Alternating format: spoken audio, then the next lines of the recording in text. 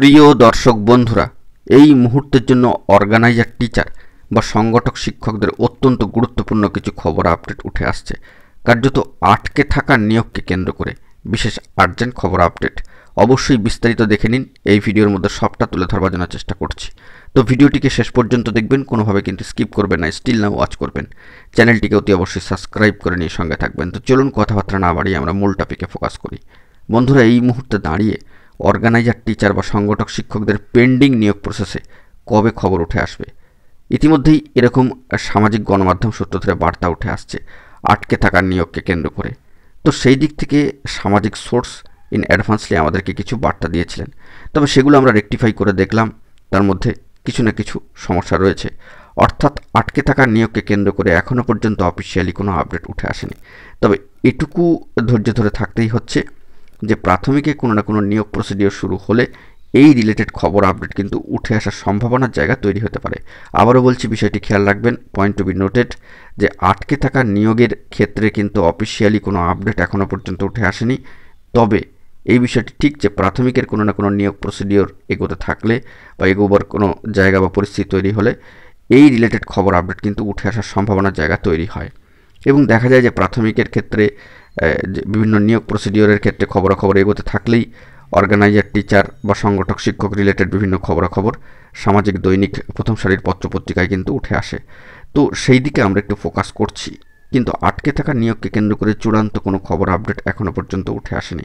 In অ্যাডভান্সলি সামাজিক source আমাদেরকে এই বিষয়ে বার্তা দিয়েছিলেন, তবে সেগুলো রেকটিফাই করে আমরা দেখলাম যে এই রিলেটেড কোনো অফিসিয়ালি আপডেট কিন্তু এখনও পর্যন্ত উঠে আসেনি। আপনাদের একটু সচেতন করা এবং সাবধান করার প্রয়োজনীয়তা ছিল, তাই এই আর্জেন্ট ভিত্তিতে কিন্তু ভিডিওটা ক্রিয়েট করতেই হচ্ছে। তবে এখানে লক্ষণীয় যে প্রাথমিক থেকে আরও একবার টেট পাস 2022 প্রার্থীরা আরও একবার কিন্তু রাজপথে নামতে চলেছেন। বিষয়টি একটু খেয়াল করবেন বন্ধুরা।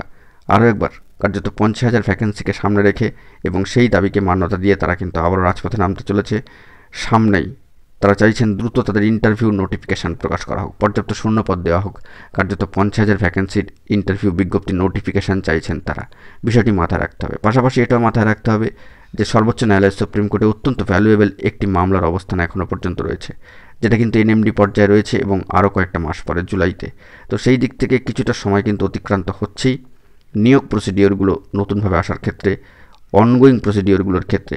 তো বিভিন্নভাবে জটিলতা একটা থাকছেই, কিন্তু তারই মাঝখানে এটা বলা প্রয়োজন যে আটকে থাকা এই নিয়োগ প্রসিডিওর অর্থাৎ অর্গানাইজার টিচার বা সংগঠক শিক্ষকদের বিষয়ে কোনো অফিসিয়ালি আপডেট এখনও পর্যন্ত কিন্তু উঠে আসেনি।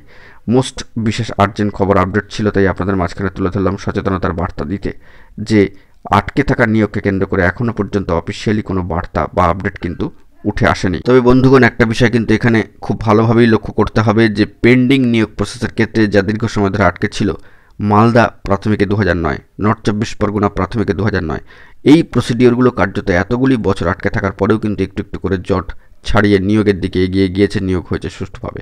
অন্যদিকে যদি সাউথ 24 পরগনা 2009 প্রাথমিকের রিক্রুটমেন্ট প্রসেস দেখে থাকেন, তবে কিন্তু 15 থেকে 16 বছর অতিক্রান্ত। তারাও কিন্তু একটু একটু করে নিয়োগের লক্ষ্যমাত্রাকে সামনে রেখেই এগোচ্ছেন। কখন কি হয় বলা যায় না। তবে পেন্ডিং নিয়োগ প্রসেসগুলি জট ছাড়ছে। তো আপনাদের ক্ষেত্রে কবে অফিসিয়ালি আপডেট উঠে আসবে সেই দিকে আমাদেরকে একটু ফোকাস রাখতে হবে।